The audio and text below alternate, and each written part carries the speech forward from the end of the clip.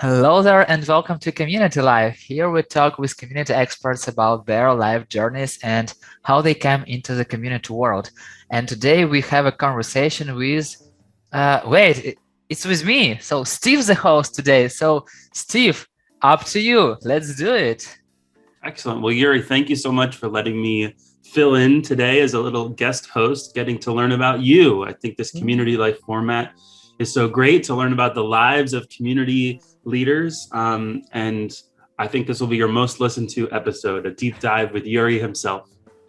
I'm so excited. I don't know what to expect at all. So I told about it 1,000 times, and I'm like always the host, but now like I'm the guest. So I'm open. I'm here. So let's do it. I'm excited. Let's do it. All right. So I want to start by getting to know you a little more deeply. My challenge to you today is to try to share with me answers that you've never shared before with people, right? So that we really get to know you. So one way I want to do that is start by telling me about your best friend and tell me why that person is your best friend. I think it may be a little crazy, but my best friend is my wife. So I I guess it's the only person who I can tell everything about me, and it's the only person who not like she will be always on my side but with the like cold heart. So she will tell me things nobody will tell me, and exactly by her advice I know how to improve myself, how to become better. So and the same with me. So she tells me sometimes things she never tells anyone. So we spent a lot of time together, and we've been together, I don't know, since university. It's 11 years so far. So I guess she's my best friend because we are always together, and we are have this conversation all the time. And sometimes it's like about the weather, but sometimes there are really deep conversation. And I can say that my community life started because of her, because when I was doing meetings of SEO club, like it's later became an SEO club, and she was like, go do it. And I was like, I will do it. She was like, go do it. And yeah, so basically all my journey, community journey, is because of her. So yeah, my wife is my best friend. So take us back to university when you said you met at university, right? How did you meet? What was that era like? It was super easy. We studied together. And what's really interesting that we started dating like on the second or third course. So we were learning together for 1 or 2 years so far, but we didn't pay attention to each other. And then something happened. I don't remember what exactly, but then just it was like a spark. So something happened, and we started dating, and then like the whole life all together. So since that day, like forever together, something like that. So yeah. And you talked about how much you love the ability to converse about all kinds of subjects and the fact that she's your best friend. Like, what is her best quality in your eyes? Wow, it's a tough question. She has so many good, amazing qualities, but like what I appreciate the most, that she is always the person who I can share my deepest secrets and be sure that they won't go anywhere, and we can discuss them. And if I face some challenges, I can always like have this honest conversation. And it doesn't mean that she will always support me. So sometimes she will tell me like, do you really want to do that? Like, why? Like, think again. So, and I'm like, yeah, I definitely have to think again. So yeah, she helps me a lot with this honest feedback. And we have this thing that she likes a lot of like she can collect a lot of information, she analyze it, and then she propose what to do. But she's not doing that. So she's proposing what to do, and I'm doing that. So she's kind of my ideator. So she brings ideas, and I'm like bringing them to life. So it's like a combo. We are a squad, a team, something like that. It sounds like a great pair. Thank you Yeah. for that. So, all right, in true Yurii community life fashion, I'm taking inspiration from some of the questions you like to ask, right? So now take me back. Talk to me about your parents. Kind of who are they? What are Yuri's parents doing before Yurii is in the world? Yeah. I have this, like, I would say, part of my memory that my mom and dad were divorced when I was like 6 years old. So I practically do not remember anything before 6 years. So after that, I remember that I was growing with my grandparents, and I I lived with them like up till the moment when I married my wife.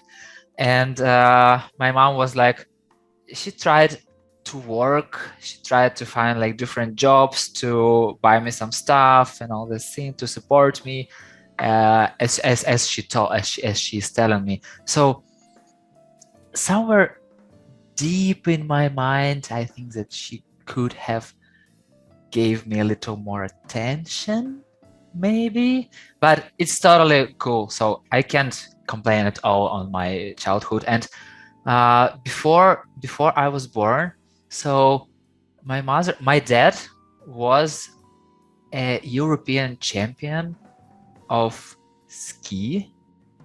Yes, is it correct? Skiing. And like it was like before Ukraine has independence, it was USSR. And I don't know much about him, but I know that he even traveled to Europe and won some championships there. So I wish they didn't divorce, so maybe I also could be a champion on skiing or snowboarding. I don't know. But yeah, they divorced, and I haven't heard about my father since then.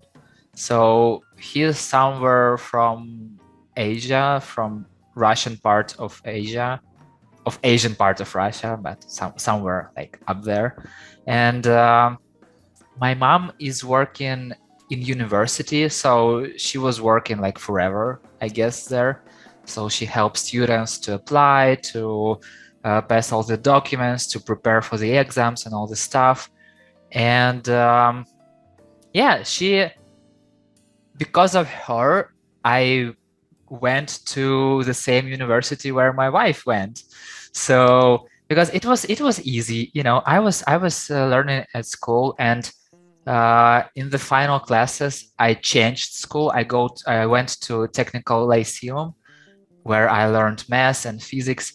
And we have one of the best universities in Ukraine, like it's National University of Ukraine. And I was like, I don't know where to apply. So what is the best faculty? And she's like, this is the best faculty. I'm okay, I will apply there.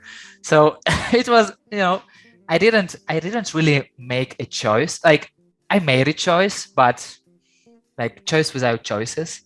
And it was really fun. So basically because of I would say that because of definitely because of my mom and my dad I was born, but also because of her I met my wife. So yeah, the story. I like to, like, from some moment of life to turn back and see what led me to this point. So even a conversation with you, sometimes I'm thinking like, what led me to conversation with you?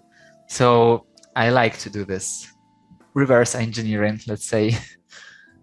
So what do you think are some of those key moments growing up that led you to this point as being this community leader, being this internet rock star that you are now, like this persona you've taken on in 2022? What are the things that have brought you here? You won't believe it, but I started to be like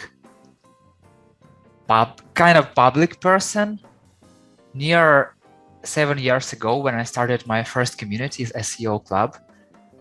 And before that, I didn't even talk too much to people. So it was easier for me to stay in a long queue to understand that I was standing in the wrong queue. So, but once again, when I was working, but let's go a little back. When I was playing football, so soccer, not European football, I would say, I always chose for my team weakest players. I don't know why. I just chose weakest players, and we lost a lot of times. But I was rather a good player, so not professional, but I learned playing FIFA at the computer, and I thought I was good. At least I thought I was good. And I always chose not the best, because if I will choose the best players in my team, it won't be fair. So we will easily win. So I always created some kind of challenges for me. But only after I started, like I was working in the bank, I was risk analyst in the bank. And then it was like, I decided to go and create an internet shop and sell some child stuff for children. And at this moment, I started talking to people, because to sell, you have to talk. So let's say I convert to community from being a salesperson. And it helped me a lot, because I understood that if you are honest with people, if you are open with them, if you really want to help them, not to sell, just to sell, but to help them, so to make them happy. And when you're waiting for a child to born, like all this preparation is kind of like, it's very important. And if you will sell some, let's say, shit, people like won't be happy, but it's one of the happiest moments in people's lives. So you have to be happy. And I was amazingly happy to work in this, let's say, industry and to help them. And that's kind of how it started. And then, like, once again, because of my internet shop, I had problems with SEO for my website. And that's how the SEO club started, because people who've done SEO for me did a bad job. And I decided to collect experts. And once again, I collected experts because of my wife, because she proposed me to do that. So it's so many intersections during my life. So sometimes it's even super hard to understand what exactly led to, but it was kind of a key moment. Maybe, just maybe I for sure missed some points, but it was kind of like that. So let's talk about, I think there's so many interesting things you said that could be jump off points, but let's talk about kind of how our personalities evolve over time, right? Because you mentioned that at one point in time, you'd be the guy who waits in the long queue because you don't even want to ask the person next to you if it's the right one. Yes. And now you're like Mr. Connector, right? And like, I want to help this person, I want to help this person. And that's very different. Like, I don't know, talk about how you think about personalities evolving over time, and or if you think about it as personalities being different in different contexts. That's another thing where I wonder sometimes, like, am I always the same personality, or like in this conversation, am I a totally different personality than I am somewhere else? Like, how do you think about that? I would say that I'm also different personalities in different moments, because even though you may think that I'm super connector, that I'm like always smiley and all this stuff, so it's not my whole life for sure. So I also have my like bad days, and when I'm tired and I don't want nobody to see me and all this stuff, because when you are talking to people, you give a lot of energy and you have to get this energy back. But also people give me energy. So just talking, having a good conversation, it's both energizing and exhausting. I don't know what's more, but like after having conversation, like even in cultivators community, when we have coffee with cultivators or an action hour, so we talk to people and it brings so much energy.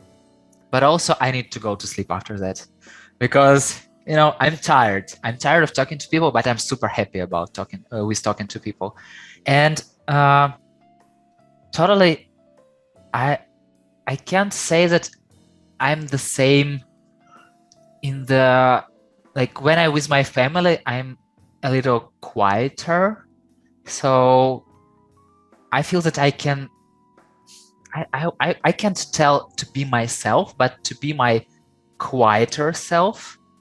So we can go for some walk, we can go to cafe, we can travel and all the stuff. And I don't have to be like kind of a leader always. So I can just relax and have some fun, because when you like connecting people and talking to people, it brings also a lot of responsibilities, and you need to, let's say, like, I need to be sure that everyone's happy. It's crazy, but yeah, like if I'm doing something, I need to be sure that everyone's happy. If like 99 people of 100 are happy and one is sad, it doesn't work for me. I need everyone to be happy. And I know that it won't be. So you can't have everyone happy. So always will be something that people will don't like. And once again, I learned how to deal with it. I have this saying from the advertisement of the Lion chocolate, like, if you will forgive my imperfection, I'll forgive yours. And always, if I have some troubles, like, there is, like, after the war started here in Ukraine, I say that unless you are alive, nothing else matters. So unless you and your relatives and your family are healthy, happy, you're not dying, it's okay. So all other stuff is just life. Life happens. You can deal with it. So you may have a lot of nerves. You may like be not happy, but at the end of the day, everything can be okay. So,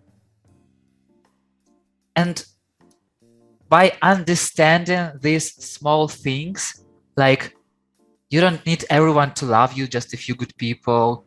You don't need to be perfect. You can make a lot of mistakes. You need to learn how to feel all those 5-10 minutes breaks what you have sometimes between some different tasks. You get stuck to atomic habits.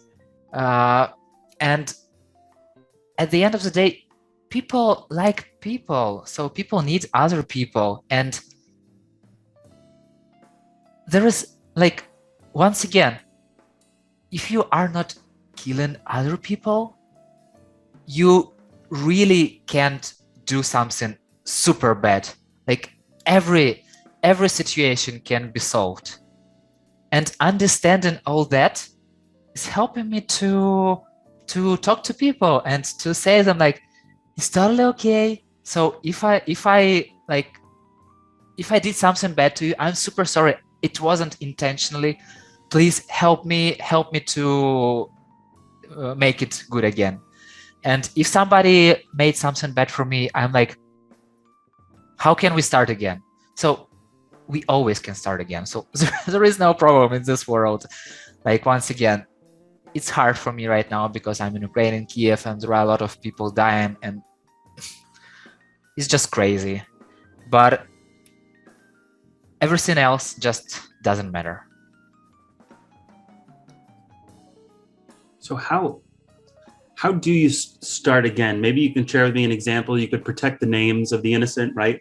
But like, let's assume that you got to a place where that wasn't great with someone and you really wanted to make it better. I think for a lot of us, we might just kind of give up and write off that person and screw them. And we build a bunch of reasons why we just don't need them in our lives anymore. But like, I don't know, how would you approach that situation? Sometimes you really don't need that person in your life. So sometimes you can just go with this script, with this action, because you don't need everyone. Like, you need only those people who needs you. So it's kind of mutual. It's not one-way street. So you make steps to each other. And I had a lot of situations when from the first contact, it seems that person is not very outgoing and we won't be friends anyway. But when like you can understand who is your friend when you have a challenge and you ask for help, because some people, the happiest people, the best people, like forever friends, may not help you sometimes. And those people who you have less contacts, who you are not talking to and all this stuff, they may be lifesaver for you. So I have this situation when I was creating a trademark for my SEO club. And here in Ukraine, we have CEO club. But here in Ukraine, it's pronounced exactly the same. SEO. So it's basically both. And SEO club was already registered trademark. And I had to explain to government why SEO club is different.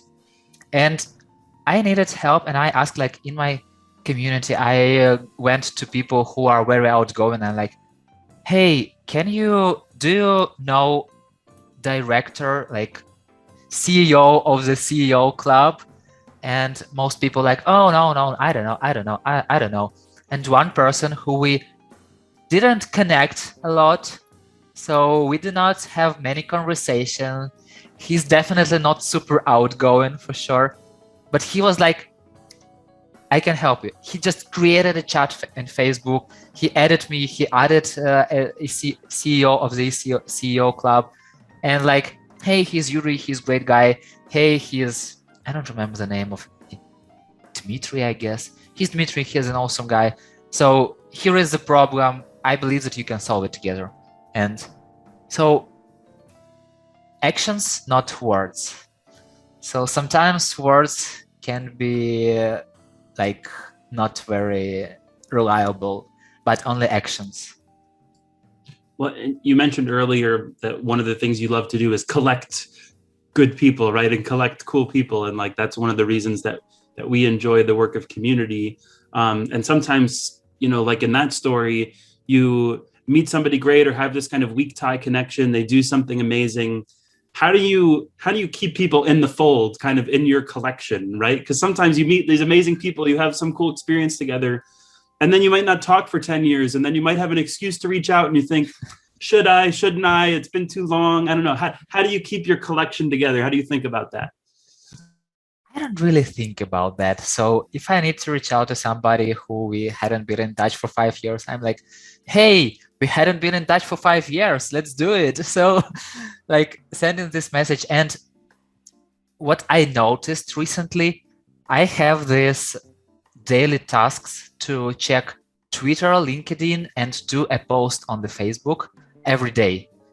Like, oh, okay, Twitter and LinkedIn, I'm checking on working days, so I need to rest on weekend, but to write the Facebook post every day. At least I'm trying to do that.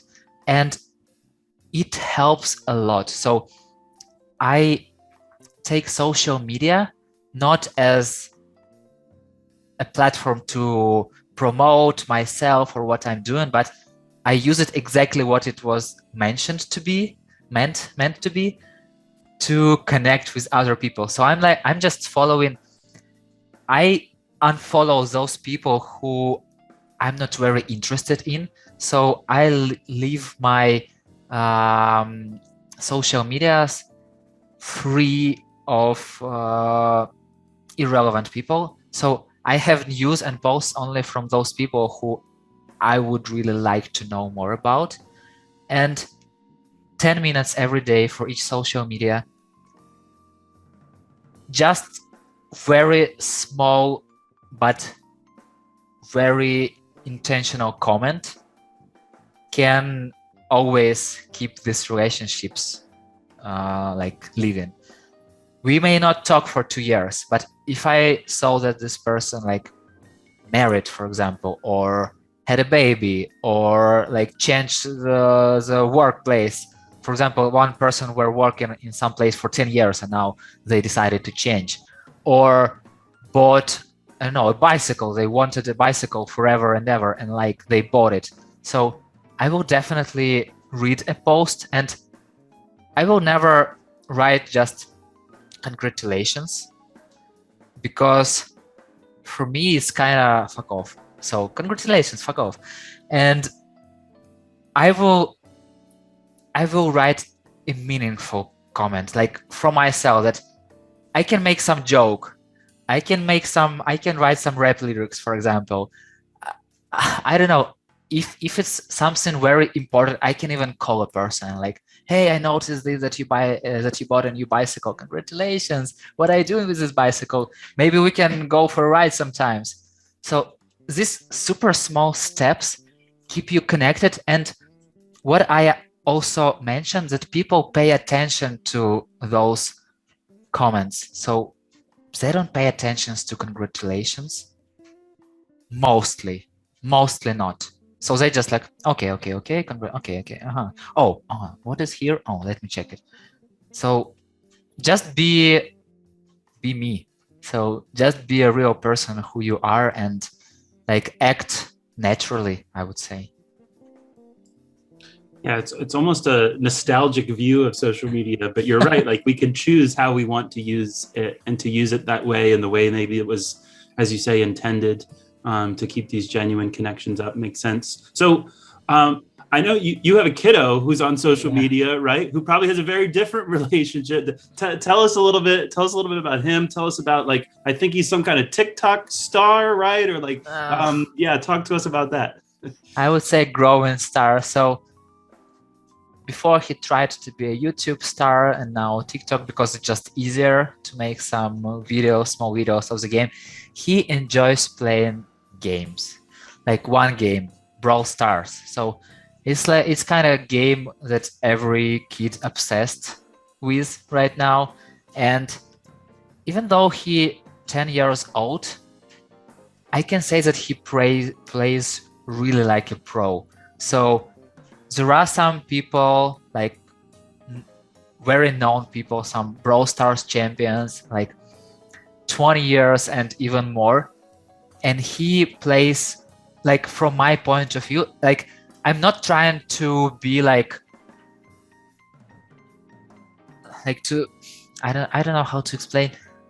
So I'm not trying to make my kid the best, but I just see that he is really good in this game. And at some point you need good teammates, because it's a team game. So you can be a real pro, but without a team, you won't make it. And now he's at the point where I can see that he is a pro, that he plays like, he follows some YouTube leaders and all those people, and he do those tricks, and he plays sometimes even better than them. But he just don't have a good teammate. That's why I'm telling him, you have to learn English. You have to go to the community, to Brawl Stars community. You have to find people there. And he decided to do a TikTok because it's easy. So you have this just program on your phone. You record some gameplay, so what you've done, and you just post it. And I can't say that he is a star by now, but he's doing much better than me there, because I was trying to add to TikTok some sales nuggets of wisdom from Sales Hero community, and it didn't work. It was like 20 views or something like that. And he managed to have like 6,000 of views. So for me, it's like, wow, you're a real pro. But for sure. But the hardest part, what I see, if he do not see quick results, he may give up. So the hardest part for me as his father, to teach him how not to give up, how to do it constantly, how to continue showing up every day. Even if you have bad views, you have to try again, do more videos, and like at one day you will be a star. But you need to be constant. And it's the hardest part to because I also want quick results, but it's not how community world works, because you cannot have overnight success in the community world. But life practically is the same. So all the stars we see, they didn't become a star like in one day. So they had a big journey. They went through a long path, but people only talking about like the moment they become star. So yeah, this is the hardest part. I'm not a parent, but I've heard friends who are parents talk about one of the most difficult things is watching your kids do the things that you wish you didn't do. You're mentioning this kind of quick results where you're like, oh, I know that I do that, and now he's doing that. Yes, and the hardest, and also what I learned from my kid, because he's my mirror. So if I'm acting bad, he will act twice badly. So if I sometimes use bad words, he will definitely use them, like in everyday life. Like I can use it in one moment, he will use it forever. So he helps me to be a better version of myself also. And I understand that if I want to teach him something, I need to know words, just actions. So I need to set an example. I need to do it by myself. If I tell him that you have to learn English, I need to show that I'm also learning languages. If I tell him that you have to read books, he needs to see that I'm reading books. And like, otherwise it won't work. So it's life. It won't work otherwise. You mentioned that, like, it's thanks to your mom that you ended up in the school you did and met your wife, while at the same time feeling like, oh, maybe she could have given me more attention. You mentioned that your dad was this like, hey, superstar world champion, but hasn't been in your life. How do your experiences with your parents influence who you are as a parent? I'm trying to do exactly opposite of what they were doing. So basically, I'm not a strict kind of parent, I would say. So it's hard, but I want my kid to make as many mistakes he can only make, because that's the only one way that he can learn. Otherwise, he won't learn. And I can help him in everything. I can do videos for him. I can pay money to promote his videos. I can do homework for him, but he won't learn. And I can protect him from every mistake he can only make. But when he will be older, he will regret it. And he was like, wow, why don't you give me to make all those mistakes? So it's better to learn how to deal with life when you are younger, because you are safer. You won't definitely do some crazy things when you are 10 years old, but you will do them when you are 30 years old if you haven't done them before. So it's better to it's like a vaccine. So it's better to have some small vaccine when you're younger than to have a big troubles when you're old. So in the past 7 months, I mean, you mentioned in our podcast how we met through kind of you posting David Spinks, and we had the chance to meet. I feel like, tell me if I'm wrong, over the last 7 months, your kind of international spread and kind of fame, right, and kind of network has grown significantly, right? You're probably doing a lot more work with people in many, many different countries, more so than something like SEO Club, which was a little bit more geographically focused, right? And so given that, I'm sure a lot of people who meet you, and when they learn that you're Ukrainian, they want to talk about what's going on, and they want to learn about what's going on, right? And I don't want to just ask, oh, what's your opinion about X or Y, or what's your experience? I don't want you to answer the questions that you always have to answer. But maybe given the fact that you have a lot of those conversations, what do you think are big misconceptions that people have about what reality is right now in Ukraine? What I can say is that I'm afraid that people get tired of Ukraine, because right now it's like, oh, they're asking us, like when the war started, everyone wanted to help. And like, it's been 7 months, like, maybe they can do it by themselves. We are tired of helping and all the stuff. And people in Europe and even in the US feel the war in Ukraine, because lives gets like lives cost you more, but it's a price of freedom. Because before the war in January, we with my wife and kid were walking in the center of Kiev, and we saw this ad like, Ukraine is the shield of Europe. And it was like, wait a second, what a shield? We are people, so we are not a shield. And we were very upset about this. And only now I understand what this ad meant. And it was in January. So I believe all the things were prepared many months ago, but like usual people just didn't know about that. And all people, like in every country, people say like, government, like, oh, we thought that Kiev will fall in 3 days. And now like, maybe not. Maybe we need to do something. And it's all political. It's crazy, but I believe that it's all because of like US and Russia, all this Cold War, forever Cold War. So who is the best, who is the biggest? So, but once again, it's on government level. But what government doing affects other lives. And I just don't know why they are doing it. So it's just crazy.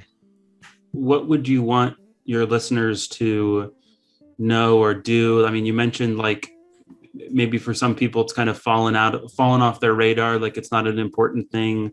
Like, I mean, to you, when you see someone post a Ukrainian flag on their image, on their avatar, does that feel like genuine support to you, or does that feel almost like patronizing? Like, I don't know how that would make me feel. Or like, are there certain causes that you would want people to donate to, or look to hire Ukrainian workers for things, or like, I don't know, what would you hope people would do?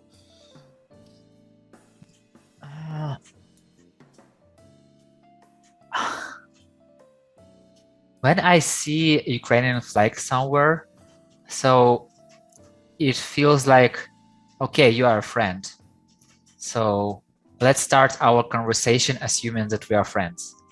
Like, it's easier to start the conversation because you have something in common. But practically it's the same when you ride the same car. So when you are on the road and see the same person in the same car in the same color, and like, oh, we are friends. So it's kind of like that. And in general, what I would like to people in the world to understand, that if they pay more money for gas or they pay more money for food, it's not because of Ukraine. So it's because of the world we live in. And if you want to make this world better, start from yourself. And if you get used to drink this fancy smoothie or matcha latte, so you can drink tea and just coffee, for example, and pay twice less, but to use those money to pay for food and to pay for gas, and maybe even to donate and help some kind of our army to defeat our, it's not only Ukrainian enemy, I believe it's the world's enemy, because it's not our war. We didn't start this war. We always thought that people from Russia are our friends. We have a lot of relatives there.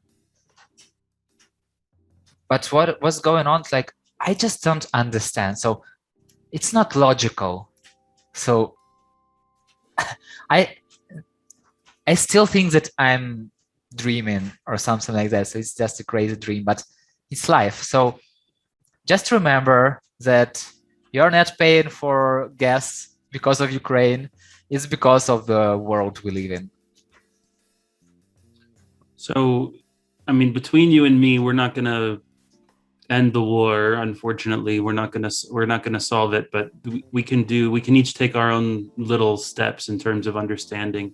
If we take ourselves out of the current moment in 2022 and we imagine a future, we don't know when it will be. If it's, I hope it's very, very soon.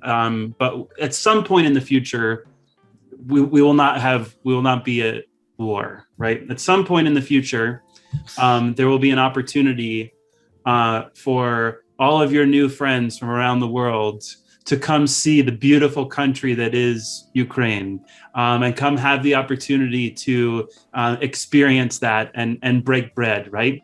Yeah. And so, what are the types of places and experiences you would dream of your international friends to get to experience in Ukraine? What is your hope for that future for them? At first, I'll be your guide. Just call me in. We'll have a good time. And if you will come to Ukraine, you will definitely see how people are straightforward here.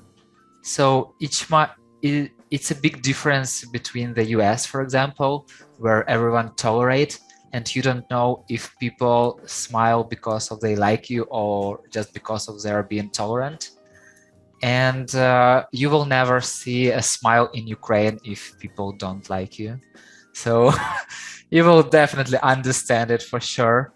And there are a lot of beautiful places that you can go to, and where people are very open and honest and like meeting guests and have many stuff. But I guess it's practically like in every other country. So we are not different. So we are the same. We are the same people, but we have our own story.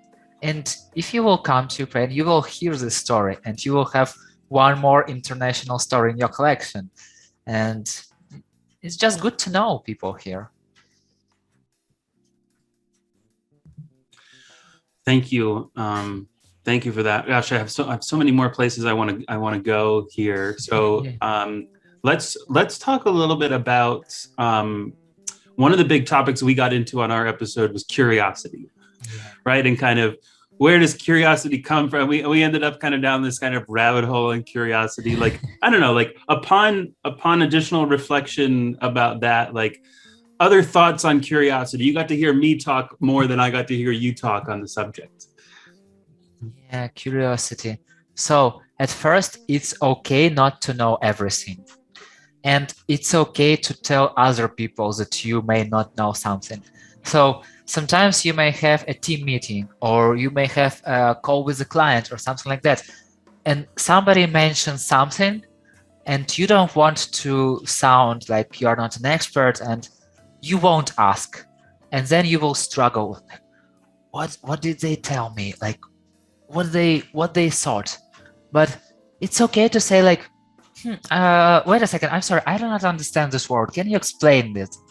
And you may sound a little like not knowing something, but you will receive your goal. So you will understand this word, you will understand what people were talking about, and you will have better connections in the future.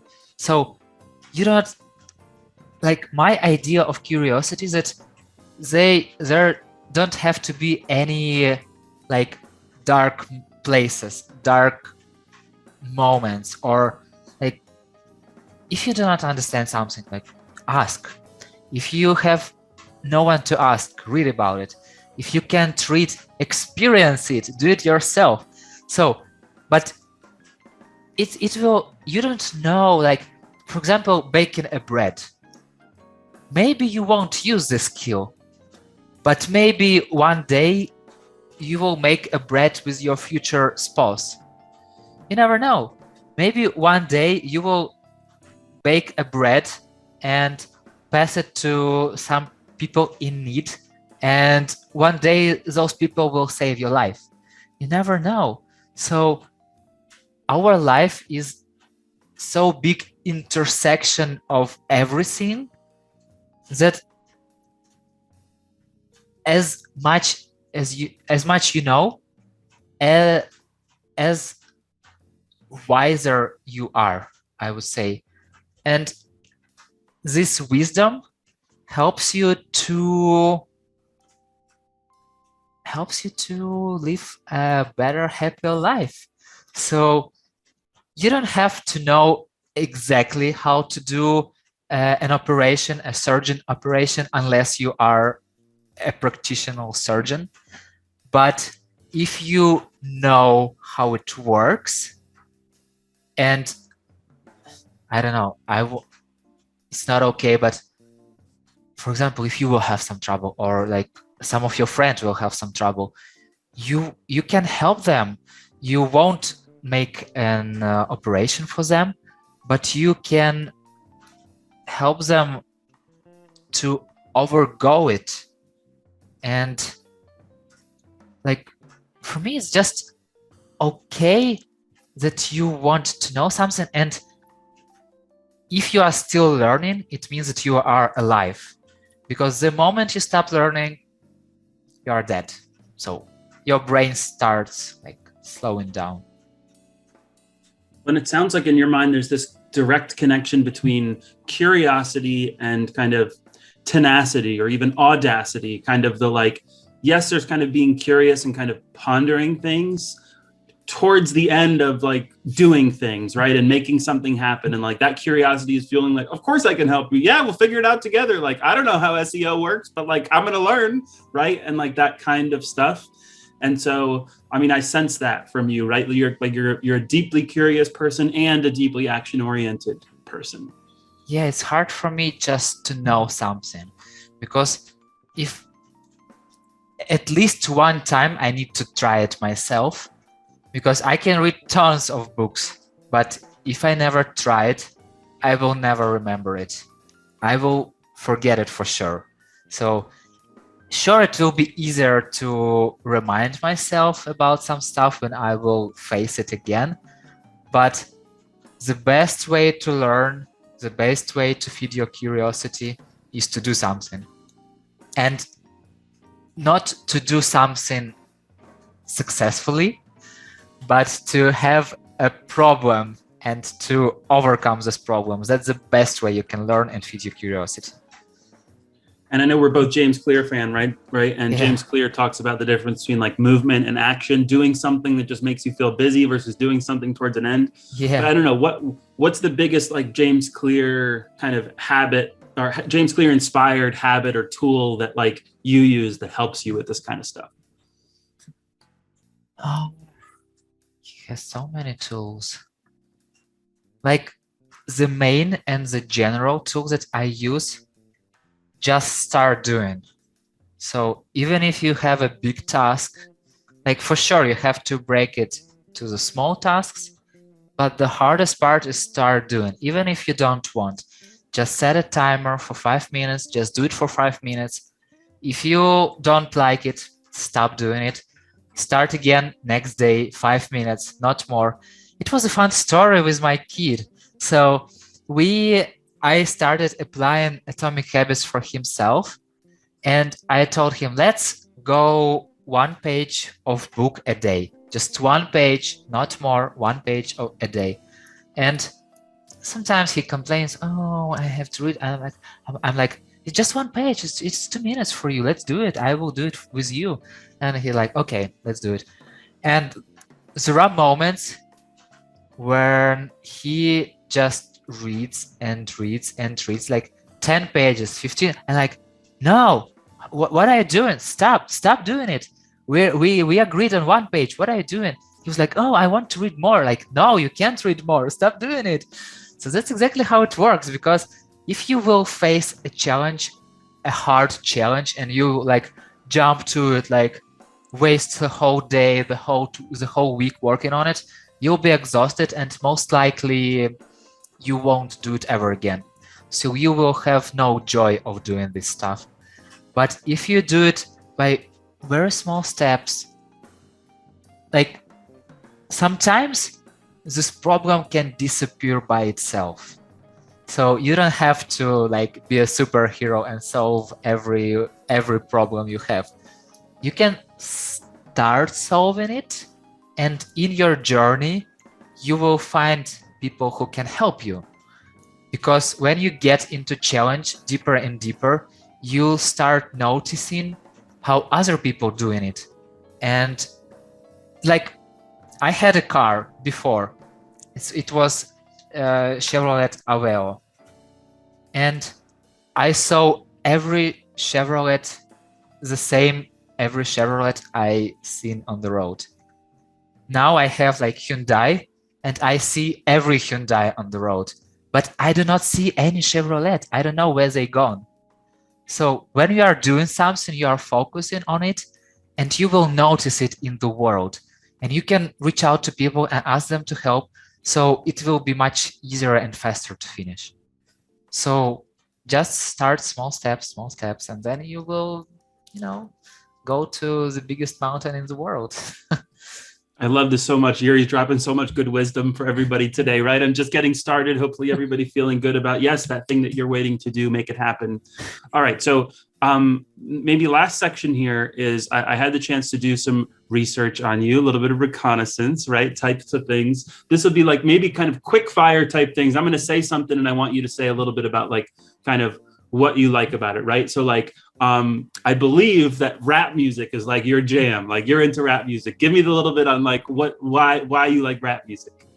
Yeah, I like Eminem a lot because he was like rapping about his life, and all people have problems, and sometimes like music helps to overcome problems. And when I listen to a song, I'm not only interested in music, but words are making a big difference for me. And even if I hear a song in another language, I always translate it. I always go find words for this song, and I try to understand if it's okay with me. So if I want to have this piece of wisdom in my life.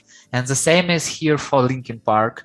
So they helped me to overcome many troubles when I was teenager. So when I had a bad day in school or something with my parents, I just had my headphones on and listening to Linkin Park and Eminem. And it's a big tragedy what happened to Chester Bennington of Linkin Park. And we had a conversation with my friend who also the fan of Linkin Park, and he told like he saved so many people with his music, but didn't save himself. And I was like, yes, this music saves people's lives, because you listen to it, it's emotional, you feel the same emotions, and you understand that you are not alone. That's basically what community are doing. Understand that you are not alone can help you to avoid big troubles, even ended up with your life. So that's why I love this rap music and Linkin Park, because I don't like music that right now, because it's all about money and whores, unfortunately, and cars and drugs. But I like when it's all about challenges and overcoming them, like this Lose Yourself music, when he was growing up with his mother in the trailer park home, and all these problems, and his best friends got shot, and all this stuff. Like, it's real life, so I can relate to it. Oh, fortunately, I haven't had a good friend been shot, but yeah, that's why I like it, because it's life, and this feeling that you are not alone here. Well, and Eminem's such an artist, such a great like ability to be curious, right? I'm sure you've seen that clip of him with Anderson Cooper, where Anderson Cooper's like, rhyme something with orange. And he's like, you can rhyme a Yes. ton of things with orange. Here's what it is, right? And it's that belief that you can, like, that gave me so much additional respect for Eminem, right? So, okay, pizza. What are your favorite pizza toppings? Uh, we have many kinds of pizza in Ukraine, and even though it's Italian food, like we have so amazing pizza. Like I don't know even. So I like pizza with a lot of different cheese for sure, and I used to like Galwanian pizza with pineapples and corn and all the stuff, but now I'm tasting very different pizzas. So basically, no favorite toppings. Some favorite pizza, but unless I will find some better one. So I keep exploring. I'm curious even in finding a good pizza. Maybe there's your TikTok channel, is reviewing all the pizza in Ukraine and just going and Yeah, eating the pizza and sharing what you think. Um, maybe. Ice and Rich, your dogs, right? Tell us Yeah, a little bit about your dogs. yeah.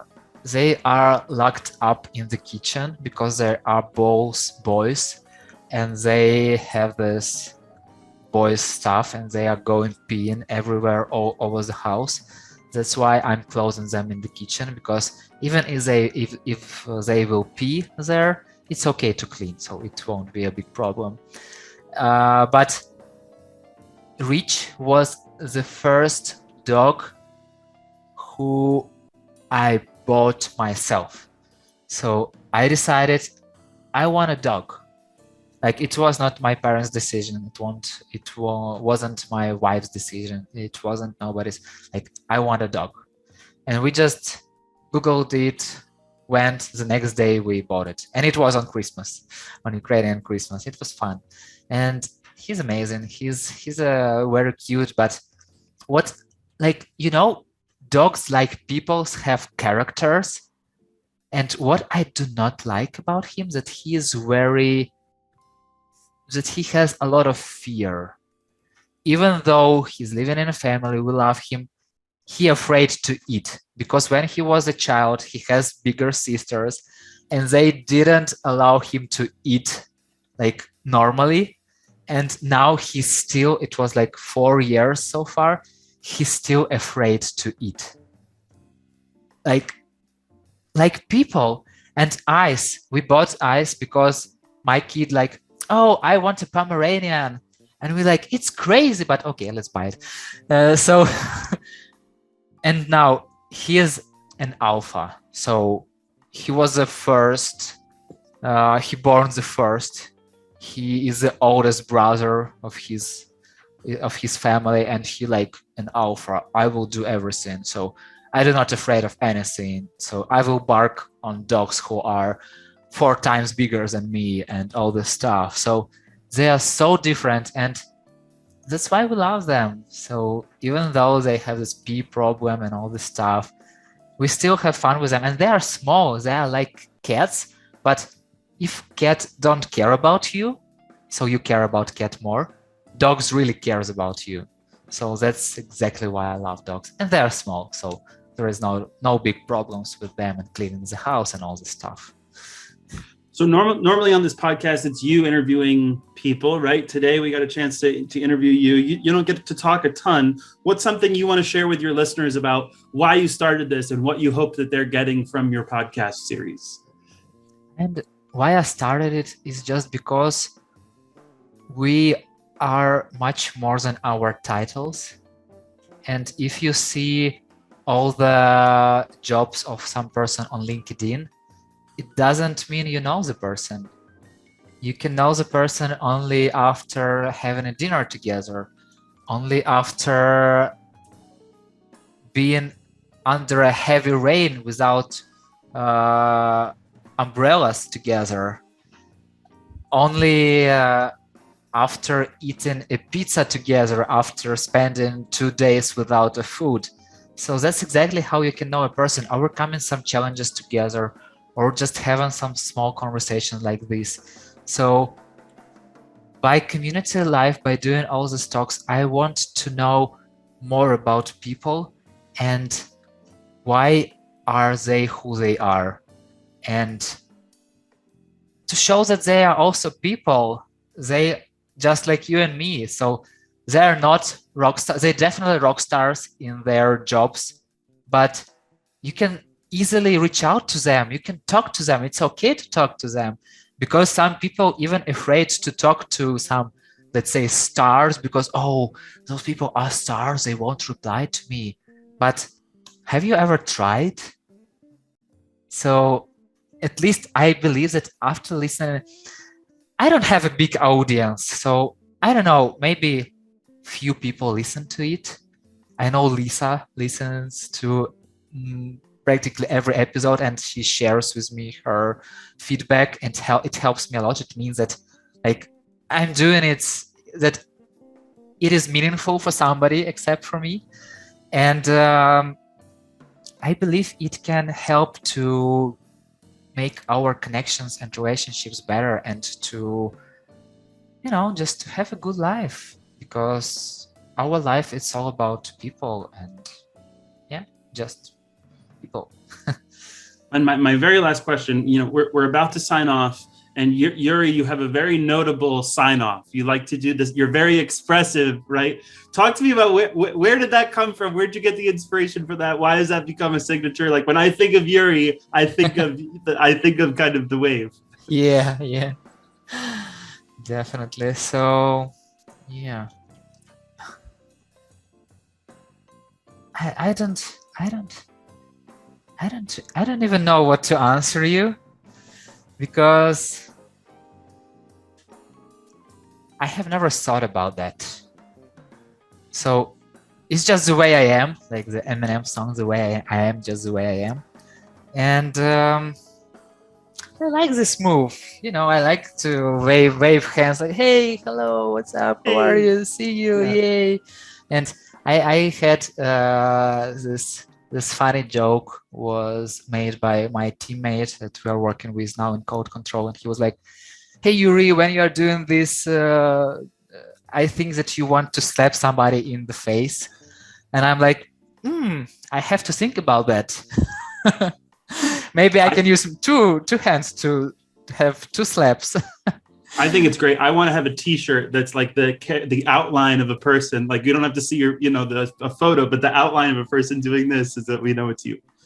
I will create this T-shirt one day and send it to you. So. Thank you so much for sitting down with me, for entertaining this idea of reversing the roles here. Really appreciate getting to learn more about you and your life and what makes you tick. And it's been a blast. Steve, thank you very much for proposing that and for getting really prepared, because it's the hardest part, to prepare, because it's easy to have a talk when you already prepared, when you have some questions and all the stuff, but it's really hard to, and when you go through people's social media and when you start this conversation, there are a lot of new questions arise and all this stuff. And thank you very much for being curious and for proposing me to switch seats. It was a great experience, and it was the first experience, and